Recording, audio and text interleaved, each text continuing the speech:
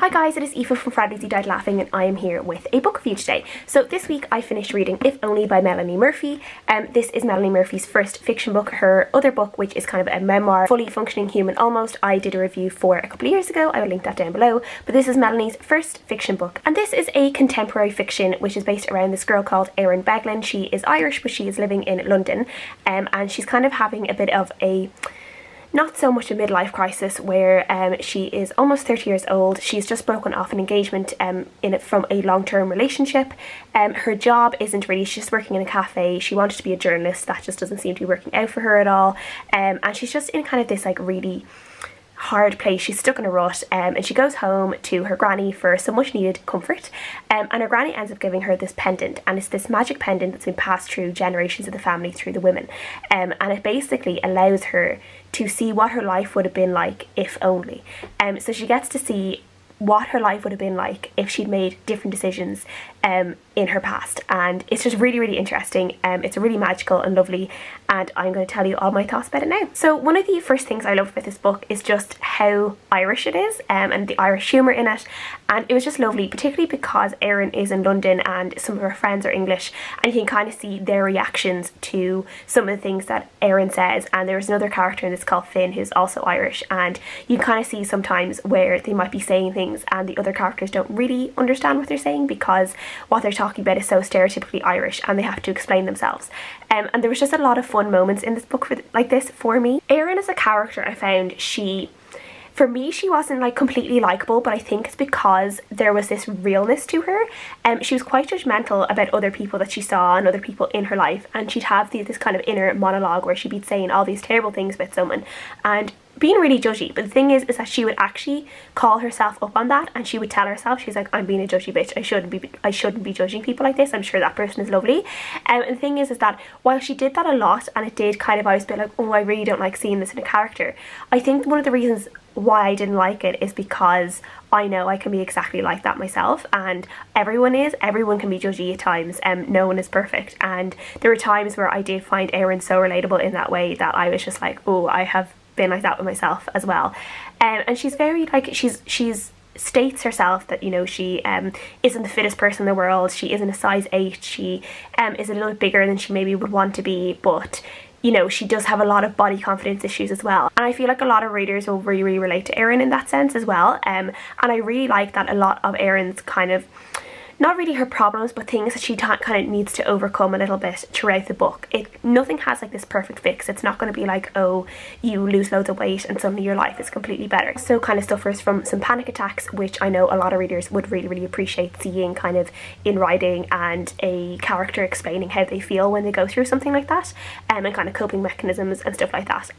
So that was really nice to see kind of on the page, as well as Erin, she talks a lot about having PCOS, polycystic ovary syndrome, and talking about her fears around fertility and stuff like that. And it was also refreshing to kind of see a character who did openly talk about wanting children, and that being a really big drive for her in the future, wanting children, wanting a family. Because Erin does point out, like the character does point out at the start of the book, where she feels kind of women are sometimes told that maybe it's wrong to really express that need for a family because they're obviously wanted to go and have a career and really kind of, I don't know, live a full life before they have children. And for some women, one of the main things they want to do in life is to have a family, and that's not a bad thing either. So it's nice to see that as well. Like Erin did want to succeed in her personal life, she did want to succeed in her career life, and you know, she did want family, and she did want to have a career that she felt passionate about and that she felt, you know, that she was good at and, you know, gave her something as well.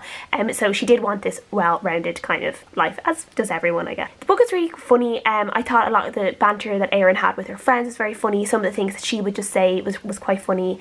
Just little, like, I don't know, just the sayings she had, or just her observations about things would give me a little bit of a giggle when I was reading it, make me smile.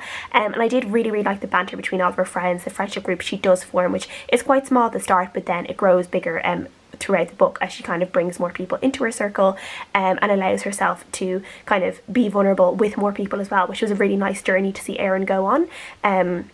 she wasn't just depending on her one friend. She did end up having a group of friends that she could depend on, and who were there for her throughout the book, which was lovely. A lot of emotion in this book, and not just emotion like happy emotion. There are moments in this book where like it just gives you this lump in your throat and you don't want to cry in public. So I will warn you, there are moments in this book that will possibly bring a tear to your eye. I really loved Erin's granny in this. Granny Beglin is a really big part in this book, a really huge part in Erin's life, is one of her best friends, someone who her confidant, someone she depends on a lot, and you know, just a really lovely relationship there. And for me, I have a really strong relationship with my gran, so this book, and I'm very lucky to still have my gran in my life, and this book just made me want to run to my grans and give her a really big hug, because it was just so lovely just seeing this grandmother-granddaughter relationship, and just seeing, you know, the Granny Beglin is very like, she gives no shits attitude, you know, she drinks, she calls her cats the bitches, like she just is this really funny character, and she's very Irish as well, which I loved. And yeah, she was just a really wonderful character, and you could kind of see the love that Melanie had for this character as well. Like she really kind of came alive on the page for me. I think out of all the characters in this book, I think Granny Beglin was the one that almost stepped out of the pages and became this fully formed, swearing, drinking granny in front of me. I felt like I could see her with my own eyes, and she just became very real for me, and I really loved that, because as I said, she was a wonderful character. For anyone who does like to create like Spotify lists and stuff for this book, there are a lot of moments in this book where Erin does reference songs that she is listening to or songs that she overhears, and I think it would really be helpful for people who wanted to create like a Spotify playlist for this book. Me personally, I am not a big fan of having songs in books, or like particular songs referenced in books and names of the songs and stuff, but that's mostly I think a personal thing with me, because I just never remember the lyrics to songs. I hear like a title of a song and I'm like, oh, how does that go again? So that is just me just not being able to remember how the song goes. But some people I think would really love that and be able to maybe create a little playlist while they're listening to, or while they're reading the book, they can maybe listen to the music that is being referenced in the chapters as well, which I'm sure would be great for some readers. There is a little bit of romance in this book. There is like a kind of a budding romance that you can kind of see blossom throughout the pages, which is really nice to see.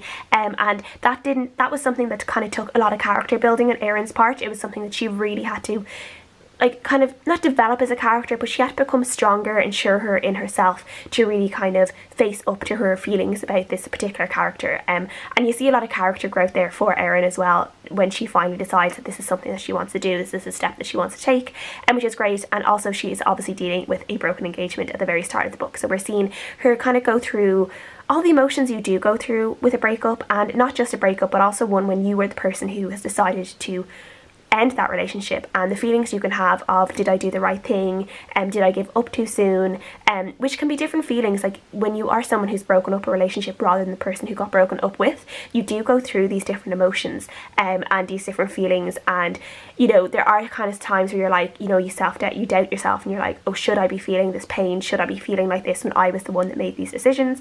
And of course everyone does deserve those feelings. Everyone goes through a mourning period when a relationship ends, whether it is you who ended it or you got dumped. So yeah, there was that really nice transition to see Erin go through, and the acceptance of the relationship ending, and you know, reasoning with herself that she did do the right thing, and that was really great to see as well. So yeah, there were loads of really great moments in this book. I really enjoyed it. I loved just all the nice humour in it. I loved the friendship. I loved seeing the character growth with Erin. I loved the little romancy bits in it as well, both the successful romances and the not so successful romances, and I just loved the magical twist in it as well, because who doesn't want to know what their life would be like if they only made a different decision? Like, I feel like it would just be such a wonderful, weird, scary thing to do, be able to see a different version of your life if you had just made a slightly different decision in your past. I love the premise of that so much, and I think it really came to life in the story really well. So I really enjoyed reading this book, and I gave it a 3.5 out of 5 stars overall, and I do really recommend people to check this out, especially if you like a really nice contemporary fiction with a funny character and a mad granny. I would definitely recommend this one. So please go check it out. Please leave me a comment below as well if you did read the book, or if you want to read the book, and I would love to know, and I'll see you guys again next time. Bye.